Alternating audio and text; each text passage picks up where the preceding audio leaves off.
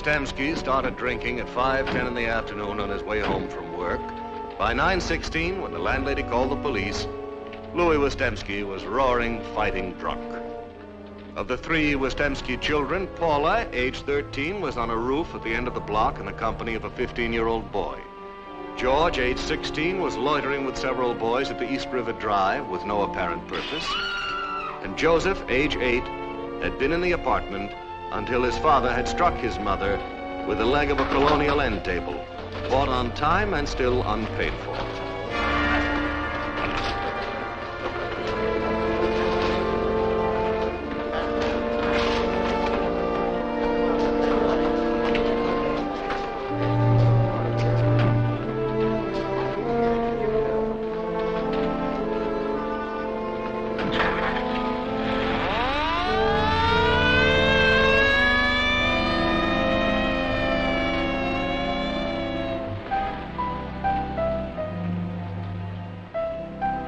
Park Avenue from 59th Street north to 96th is a very quiet and tidy street.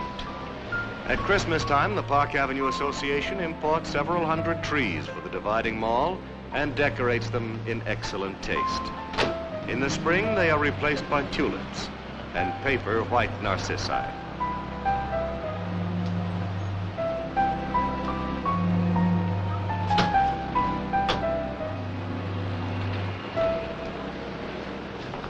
Yes, sir? Lanning, Gordon Lanning. Yes, sir. May I have your name, sir? What's his apartment number? Well, 14B, the second elevator. Thank you. Oh, don't announce us.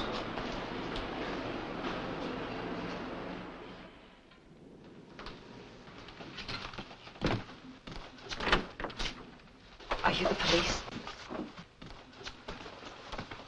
Yes. You the one that called? Yes, sir. Go on back down. I don't know what I should have, but I really got scared. He's been going on since he came home about 7 o'clock. It was awful.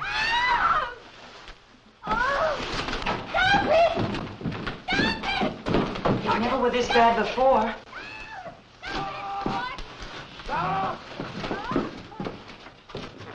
You better take care of the child.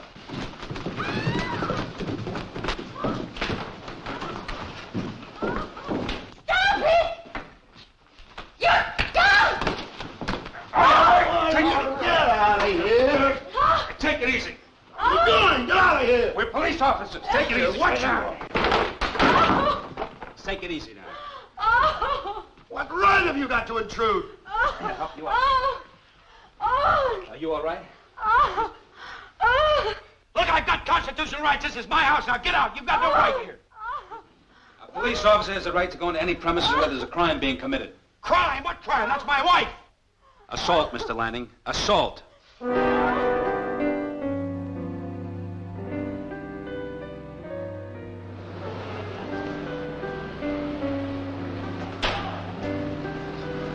evening, Mr. Lanning.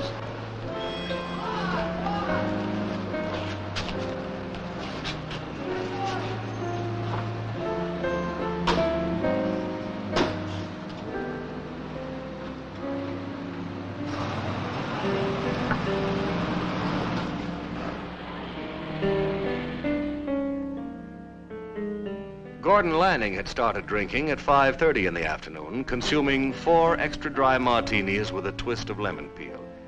At his apartment, he switched to a 12-year-old Scotch, which had been a Christmas present from the 4th largest talent agency in the television industry.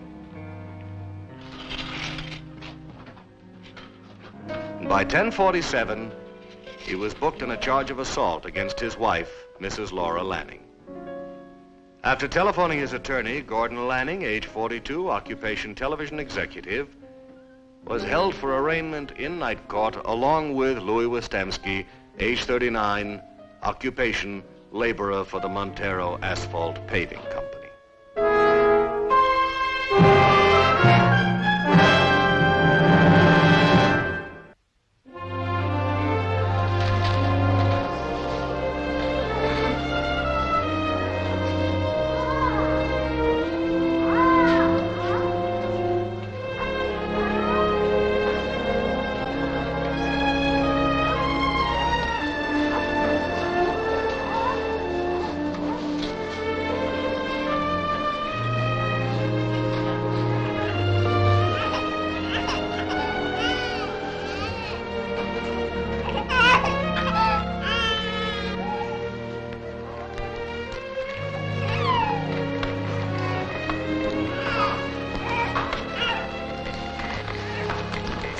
got no respect. Can you imagine that, bringing a baby into the court?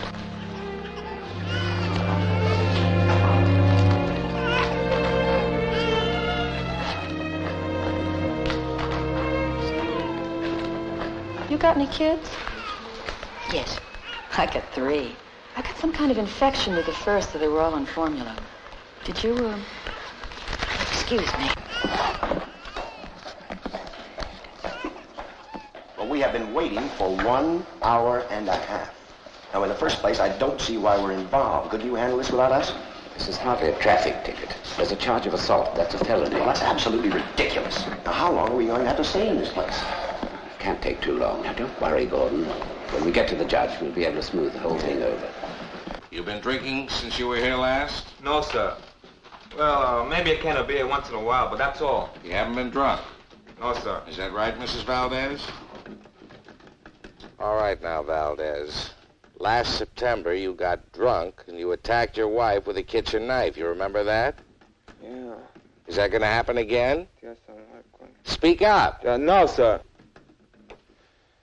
I'm continuing this case for another 6 months.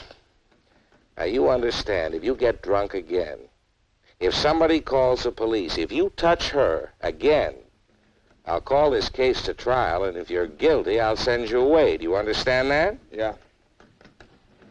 Very well, case continued.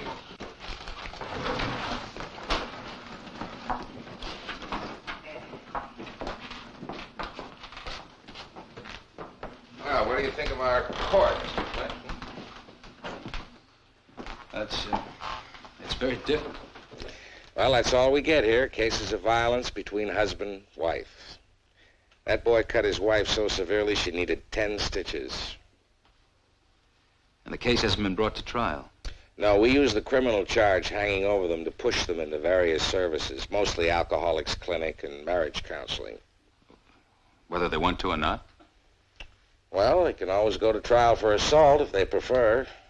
When a case does go to trial, well, we figure we failed. All right, George.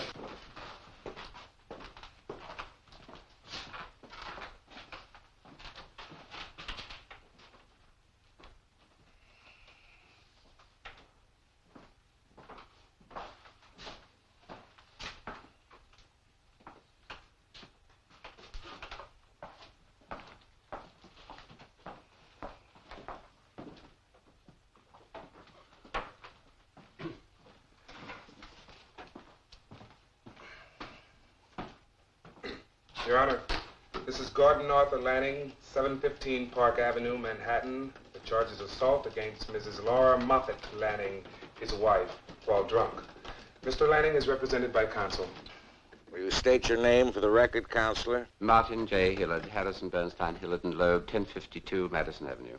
Read the charge, please. Oh, Your Honor, we'll waive the formal reading of the charge. Very well. I have the report, and the arresting officer is present. Your Honor, may I? Actually, there's been an unfortunate misunderstanding. Mrs. Lanning has made no charge, and under the circumstances, I think the most expeditious way of disposing of the matter would be to dismiss the case at this point. Well, Counselor, that's a very interesting point. Therefore, I suggest, Your Honor... Now, hold on, Counselor. This is just a preliminary hearing. I don't like to be rushed. But, Your Honor, if Mrs. Lanning has made no charge... She doesn't have to. Mrs. Lanning is not the complainant in this case. The assault seems to have been committed in the presence of a police officer, Detective First Grade Flint. He made the arrest of his own initiative, and he signed the complaint. Mrs. Lanning has nothing to do with it. But, Your Honor, You made a motion, Counselor, and it's denied. Now I think we'll move on.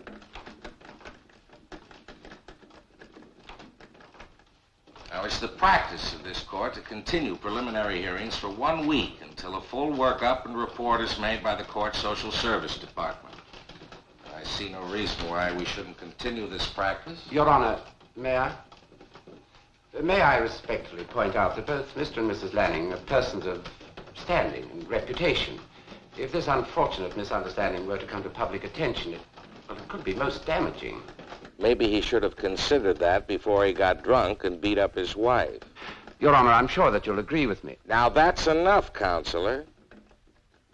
But if you want to move to take this case into General Sessions for an immediate public trial... No, Your Honor. Very well. This case is continued for 1 week.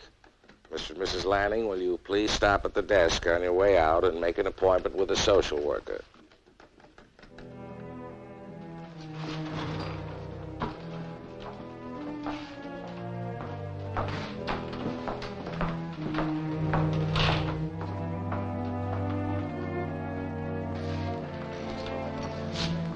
If you think for 1 minute I'm going to stand for Gordon, control yourself.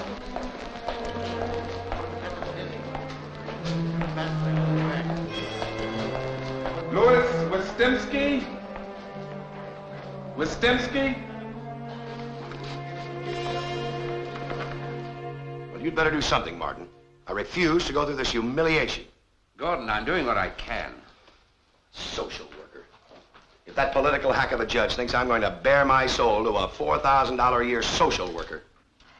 We'll think of something. Well, you better. It's humiliating to be treated like a common drunk who beats his wife. My dear, when you exercise that forked tongue in your finishing school foul mouth, Albert Schweitzer would take a swing at you with an organ pipe. Oh, that's charming. Isn't it, Martin? Listen, if you intend to get yourself plastered again, please work on the other eye. I hate being lopsided. Lovely. Isn't she beautiful? See what I have to put up with? You know that she was on the cover of 4 magazines in 1 month? Oh, but next month, Ring magazine. I think perhaps I'd better go. Well, you better do something about this and get us out of it. Well, there is one possibility. The detective who signed the complaint. I might be able to talk to him. Sally! What's the matter, baby? I'm sorry, Mrs. Lanning. I just couldn't get her calmed down. What's the matter? It was, Oh, come on now, Sally. Your mother and father have company. That's all right. What's the matter? What is it? What? Maybe if I took you in and put you in bed, you'd tell me then, huh? All right. Yeah, say goodnight to your mother. Say goodnight to Mr. Hillard, who is a very ingenious attorney at law. Good night, darling. We hope. Daddy, What? do lions eat people? Do lions eat people? Of course not. They're overweight. They're on a strict diet. Besides, lions are in zoos.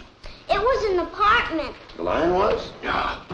Fred wouldn't let him in the door downstairs, and Henry wouldn't let him in the elevator. It roared. How loud did it roar? Martin, I'm so sorry. This must be very embarrassing for you. I don't know what happens. We can't even talk to each other without being clever. I'm so tired of this witty repartee. Well, you've both been under a strain. Gordon's had that trouble at the network. And I'll bet he tells them he drinks because he's having trouble with me. Well, that's not true, Martin. Remember last year? When he won all those awards? When he was the fair-haired boy of the network? Well, the drinking was just the same then. Only now he's added something new. Martin, when that detective arrived here last night, I was groveling on the floor like an animal. Laura. Martin, I am not an animal. Well, I'll see that detective and see what I can do. Now, you see that court social worker. At least home-turn proceedings are confidential. We've got that going for us. I'll call you in the morning, Laura. Gordon. Remember, Martin. Yes, Gordon.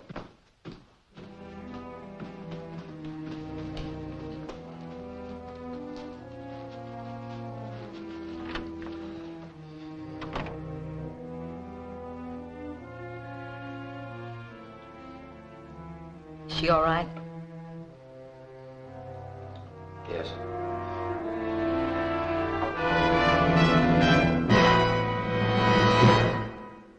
No, as a matter of fact, I'm going off duty now. Yeah, well, I suppose I could. Where is that? Between 5th and 6th? Right. Thank you very much. Mr. Hillard, what is this about? Oh, I see. Yeah, all right. Oh, about a half an hour. Right. See, that was funny. Funny? That was Martin Hillard. Yeah, who's he? He's an attorney for Gordon Lanning. Oh, what do you want? He wants to talk to me. You going to talk to him? I suppose so. Adam, you going to mention this to Mike? Just in case? Yeah, I think I'd better.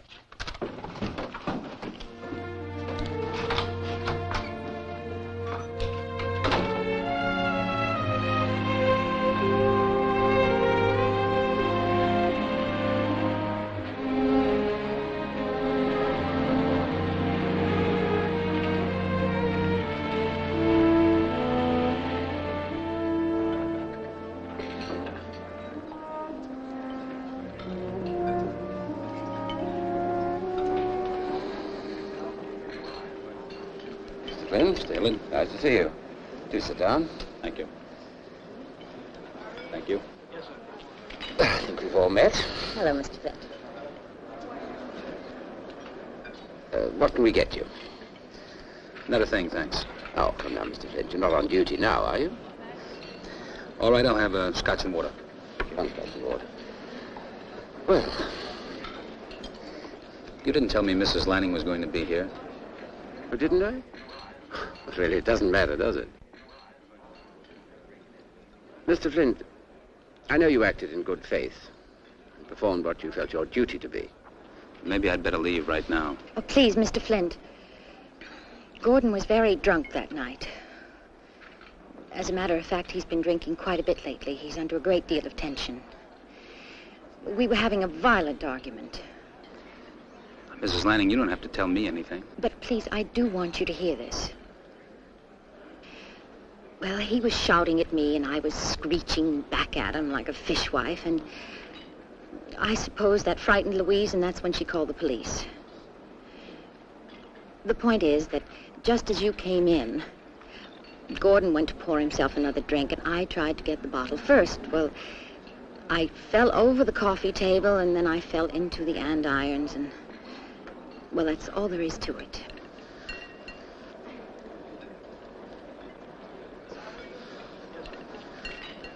So naturally, when you arrived, things appeared to be much worse than they were. I don't think I should respond to this in any way. Well, no, Mr. Flint, I'm not asking you to. I'm glad to see that Mrs. Lanning is feeling somewhat better. Thank you for the drink. Mrs. Lanning?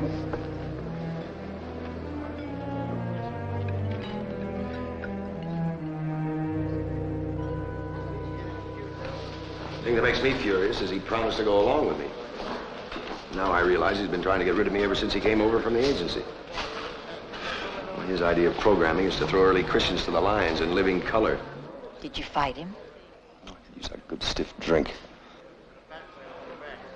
Didn't you have lunch today? Very funny. Or would you like me to go out and get you a 98-cent bottle of Muscatel?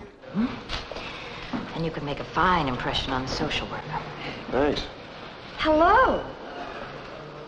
Hey, I just remembered where I'd seen you before. I kept telling myself I'd seen you before, and I suddenly remembered where I'd seen you before. On the television. You were on that show where you guess what people want the most. What's it called? My Secret Desire. It was you, wasn't it? Yes, that's right. Gee. Hey, you're prettier than you are on the television. I mean, it makes you look thin. You're not really that thin. Thank you. Got to see the social worker, huh? What? I won't tell anybody. I mean, I got to see her, too. Right? Mr. and Mrs. Lanning? Mr. and Mrs. Wistemski. This way, please.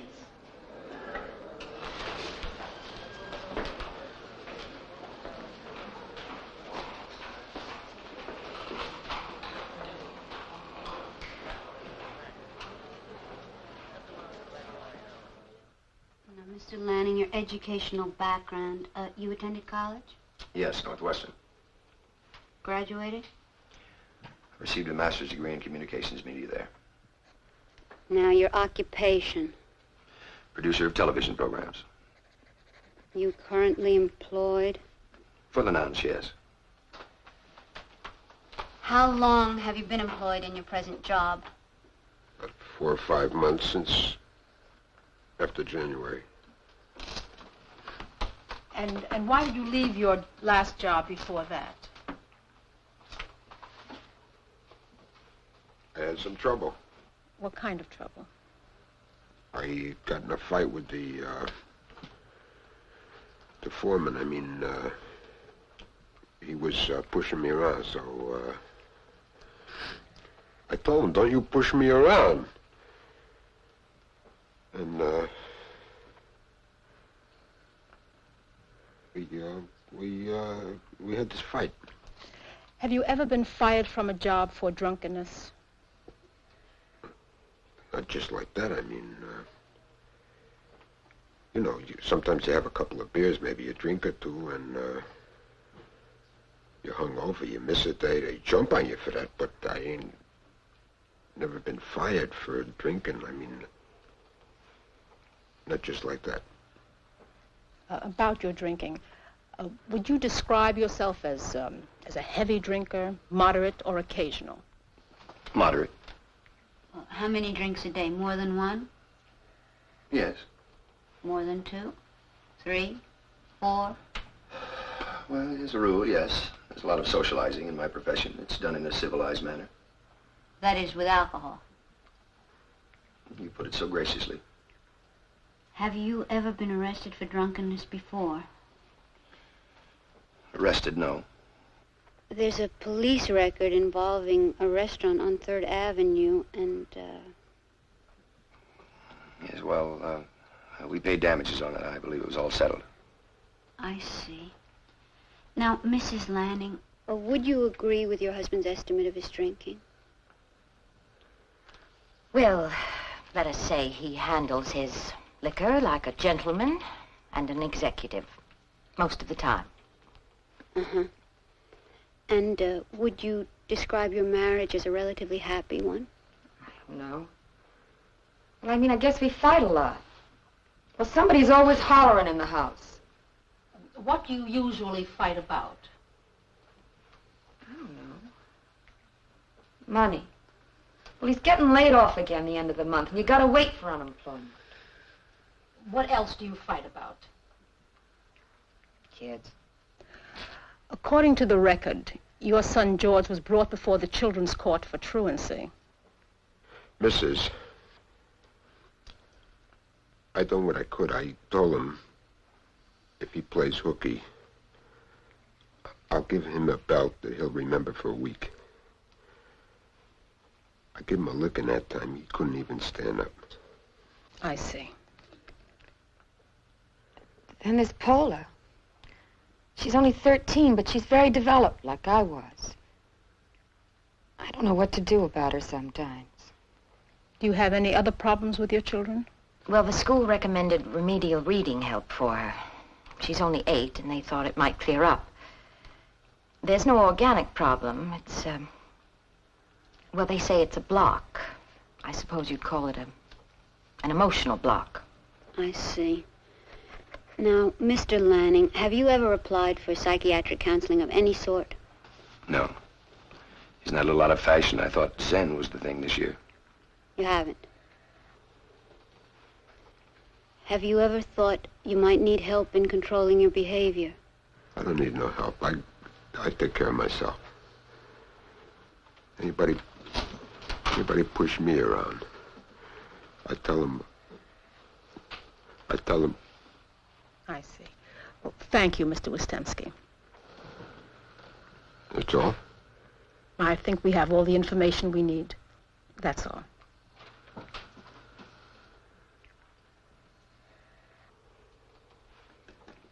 I have before me now the report from the Court Social Service Department. They seem to feel that Mr. Lanning might be helped considerably by attendance at Alcoholics Clinic and recommend Mrs. Lanning to the marital counseling service. Wait a minute. Gordon, what do you mean alcoholics clinic? Well, it's up to you, Mr. Lanning. Are you prepared to present yourself regularly to Alcoholics Clinic for treatment? Well, of course I'm not. I'm going to be treated like a welfare case. Well, you're supposed to be a lawyer. Mr. Lanning, of course I can't force you to take the treatment that's been recommended. The alternative is to set an immediate trial date on the pending criminal charge. Oh, that's what it is. Gordon, I refuse to be pressured in... Your Honor, may I have a moment to confer with my client? Very well. George, put them in the conference room outside. We'll go on with the next case.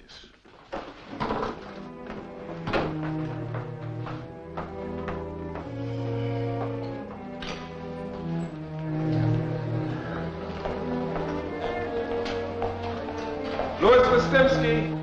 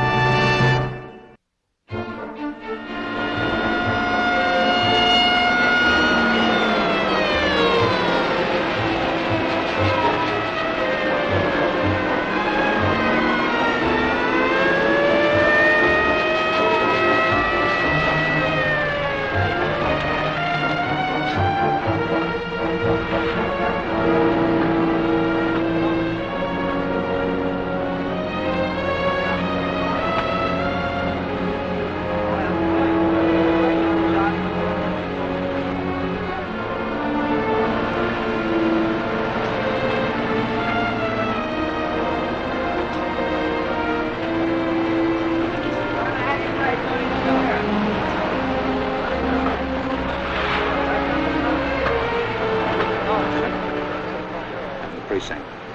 What's the matter? I'm not sure what we ought to do here. Ortez, you actually see her? No. I mean, but she went down there. I saw her go into that room. Found these in her pocket.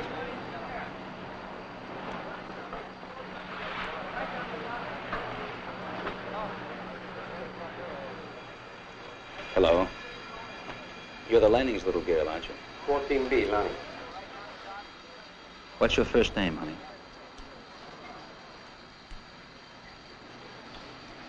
Did you see the fire? Did you see how it started? Were you in the room when it started? Sally! Oh, Sally, darling. Oh. Are you all right? Huh?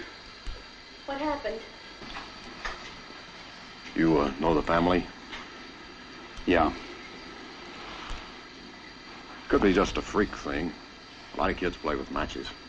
What do you think? I don't know. Look, nobody got hurt. One of my boys got a lung full of smoke, that's all. Excuse me, I'd like to take her upstairs. Mrs. Lanning, What are you doing here? I'd like to talk to you. Sally, just a minute now. Go on over and sit down. Mrs. Lanning, these matches were found in your daughter's pocket. She was in the room where the fire started. Now, that's why they called us in. I just happened to be on duty.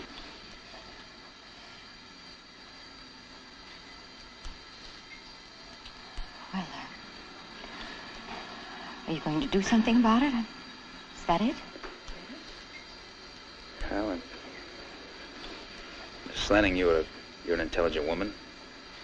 You must consider what this sort of thing means. A child doing this. Is it because of us? Because of our trouble? Of course not. Firemen don't know anything about your troubles. Mr. Flint, if you reported this, well, if she was charged with, what would it be? Well, a formal charge would be delinquency. She would be given psychological tests in a children's court.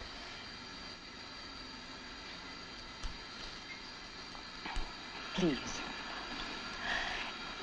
If she's disturbed, it's our fault. That's obvious, isn't it?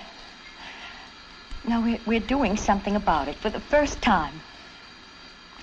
It's only been a few weeks, but my husband is at the clinic, and I have been at counseling. Please give us a chance.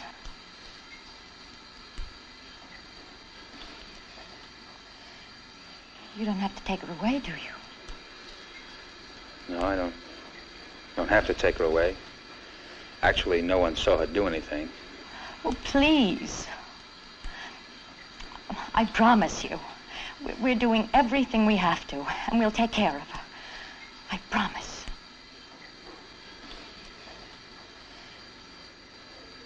All right, Mrs. Lanning, take the child upstairs.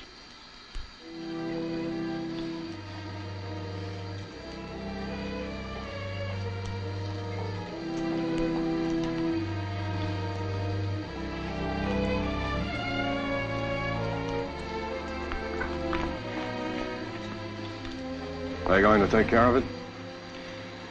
Yes, I think so.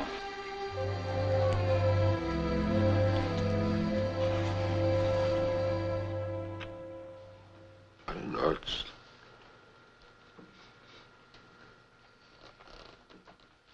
You're all tied up in knots, and, you gotta bust out somehow. Like, my boss, Catello, he's a rat, but what are you gonna do? I mean, you can't talk back to the boss.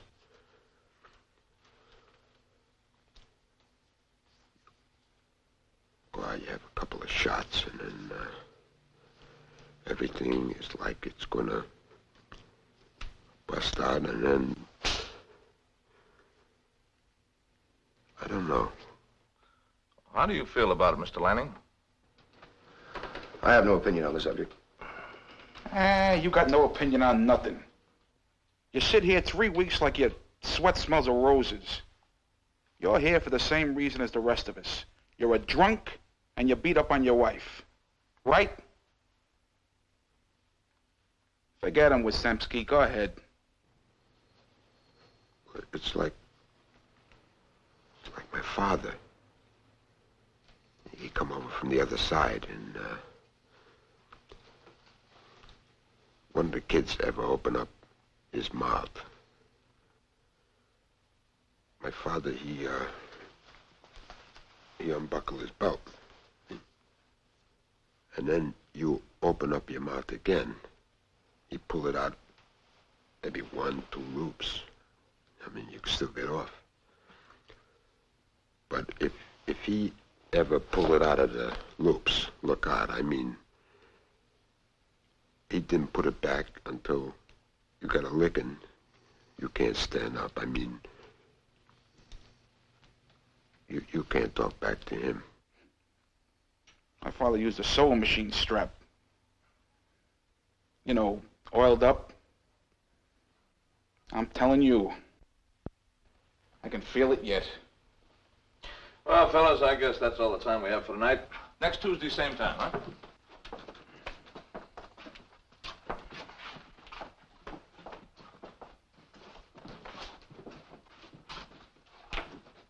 You know, Doctor, I once produced a TV special on group therapy. The technical advisor was Dr. Wollheim of the Psychiatric Institute.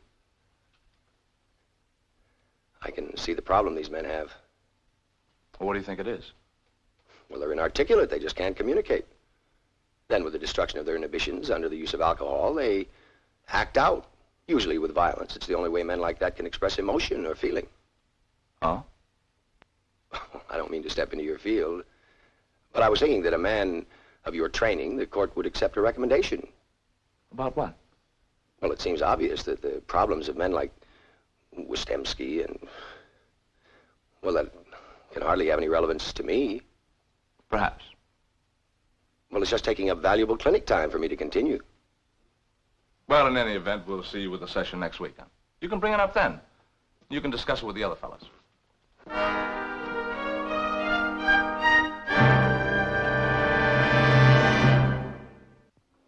John?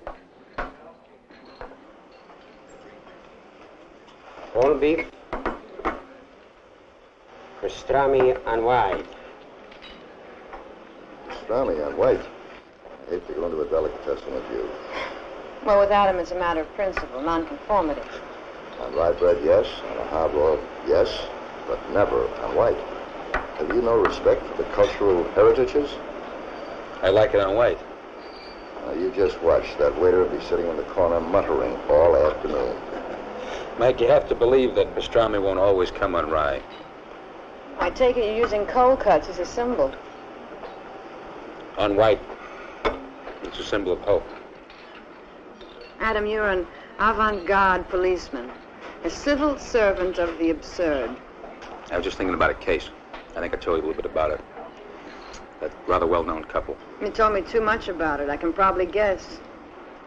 Don't. What's your point? They're on white. Mike, you have to think that there's some change, or else you're trying to sweep the sand off the beach with a broom. I liked your pastrami metaphor better. There they were, dragged in the court, kicking and screaming and waving income tax returns. And all of a sudden they accept it. Well, that's change. You have to have at least one of those a month. It's good for the soul. Adam, I just hope your soul lasts until the first of the month. They're on rye. I had a call from the commissioner's office, a little politics. Somebody very important phoned somebody else very important and asked if maybe you had made a mistake when you signed that charge. They tried to get it changed, but they didn't. When? This morning. I guess your symbol turned back into a sandwich. It still isn't on rye. I mean, they're rich and very fashionable, aren't they? Part of the success culture, the golden lads and girls. It's from something. Cymbeline. Golden lads and girls, all must as chimney sweepers come to dust. You know, when I have lunch with you two, it's like being with Bennett Cerf. There's something offbeat, though. They're still living together. Why not? They're married? Yeah, but they're not like the ordinary married couple who fight and live through it. They're the golden lads and girls. I mean, with most people like that, they have one argument and then they run to their lawyers for a good, clean, infantile divorce. That's why so many rich people have so many divorces. They can afford it. So this couple hasn't, though, so maybe that means something. Right? Cheer up. Your pastrami may be on white after all.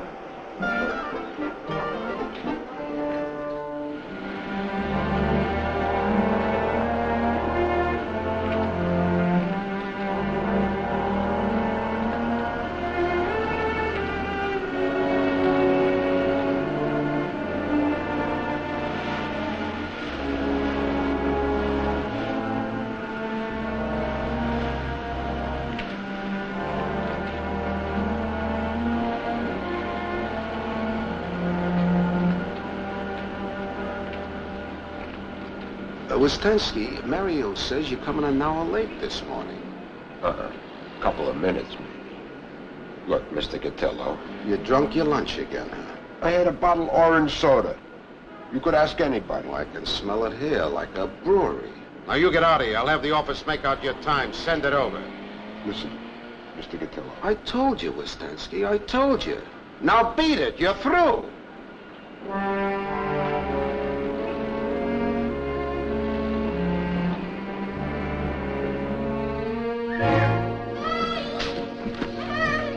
Sally, darling. What is it, baby? It came back and... Oh, no. Now, it's all right. I'm here. Now, Mommy's here. And it was going to hurt you, and I couldn't stop it. Oh, no, darling. It's only a bad dream. It's all right now. Don't worry.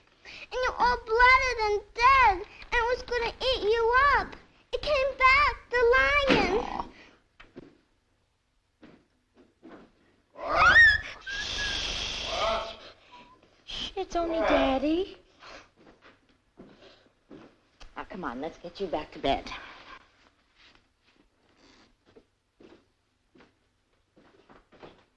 How's my little girl? Hello, Daddy.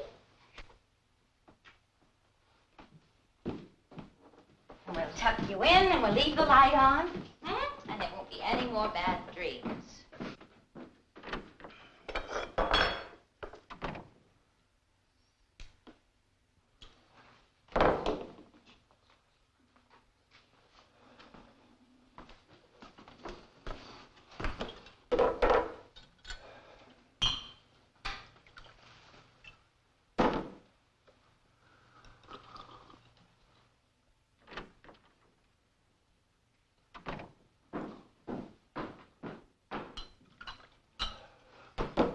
Cheers. Would you like a drink? No, thank you. Did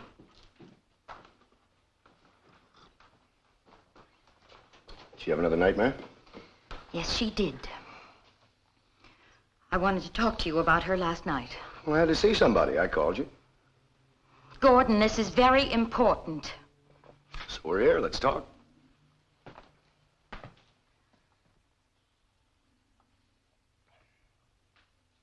Why so pale and wan, fond lover? Prithee, why so pale? This is a celebration.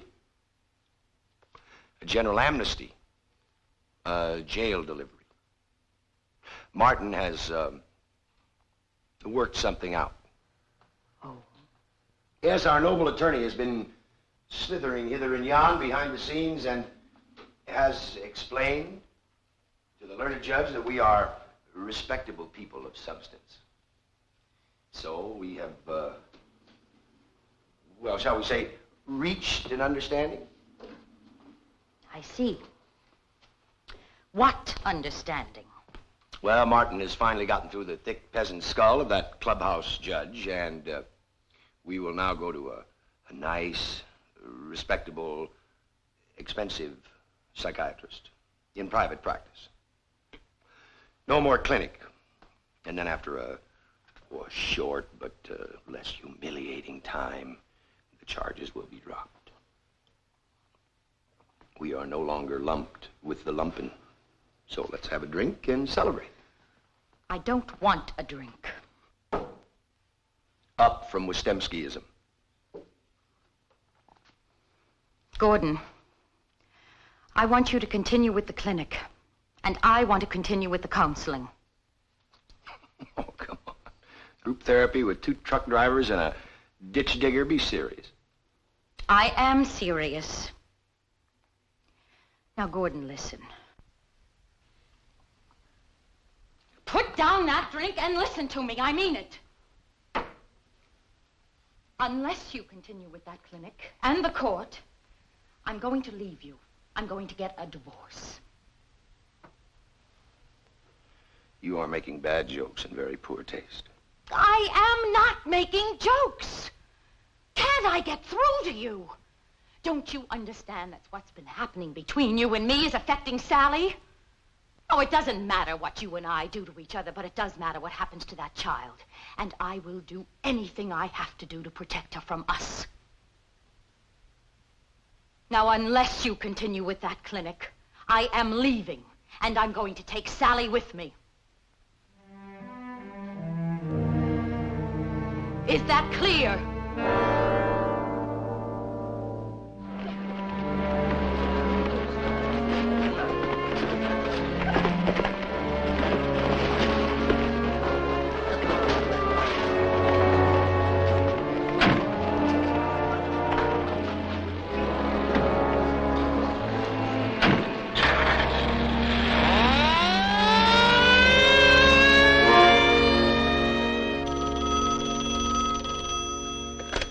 Hello.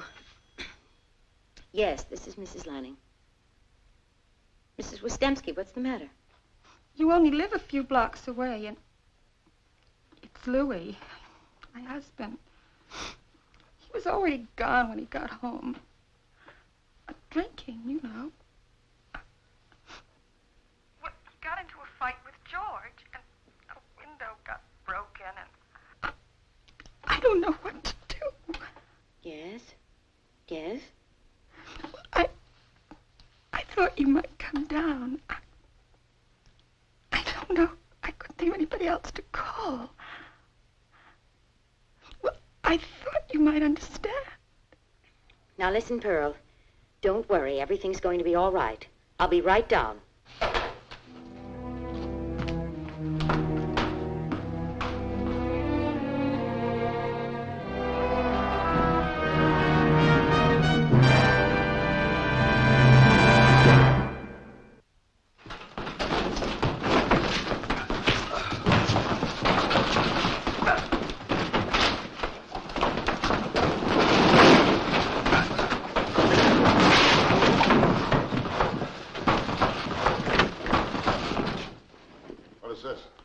I'm sorry, Lieutenant. We thought we had him. His name's Wistensky. He's been in before. Mr. Wistensky, we're not going to hurt you. You don't touch me. Louis!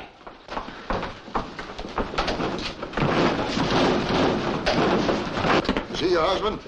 Yes, Tell him to stop fighting and he won't get hurt. Louis!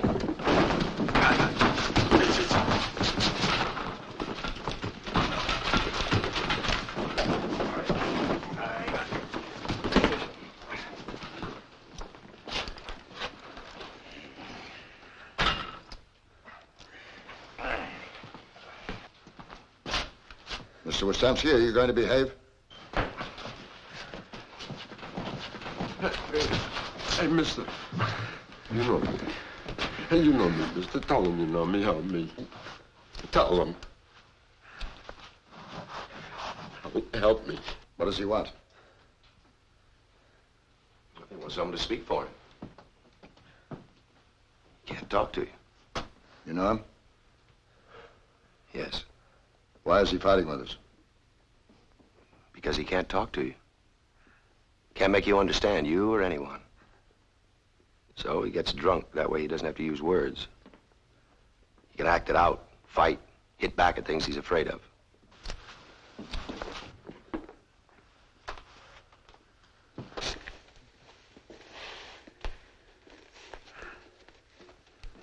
Talking to someone, making them really understand.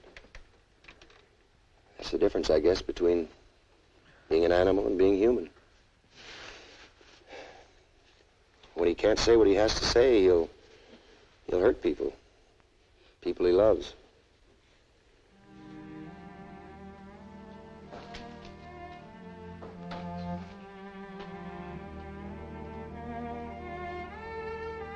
That way he may lose everything. He's inarticulate. That's a terrible thing to be, an inarticulate person. To know that you can't talk to people no matter how many words you use. To be like him.